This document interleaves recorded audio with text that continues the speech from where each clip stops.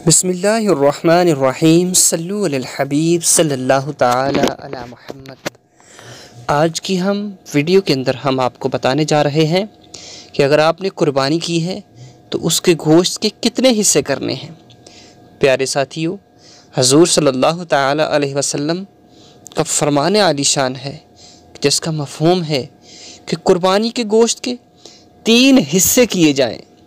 प्यारे साथियों, 3 हिस्से जब आप उस गोश्त के कर लें तो जो एक हिस्सा है वो आप अपने लिए रख सकते हैं, जो दूसरा हिस्सा है वो अपने जो रिश्तेदार करीबी रिश्तेदार हैं उनमें तकसीम कर दीजिए, और जो तीसरा हिस्सा है वो जो गरीब लोग फ़ुक़राओ मसाकीन उनके अंदर आप तकसीम कर सकते हैं। सबसे बेहतर और सबसे आला अमल यही है कि कुर्बानी के आप 3 हिस्से करें और तीनों को तकसीम करें, एक हिस्सा अपने लिए, एक रिश्तेदारों के लिए और एक गरीबों के लिए। प्यारे साथियों, ये वो अमल है जो अल्लाह की बारगाह में बड़ा ही मकबूल तरीन अमल है।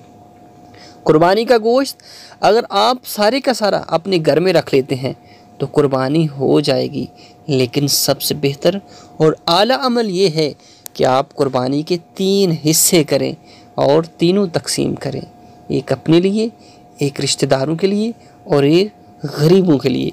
अल्लाह हम सबको इसी पे अमल करने की तौफीक अता फरमाए।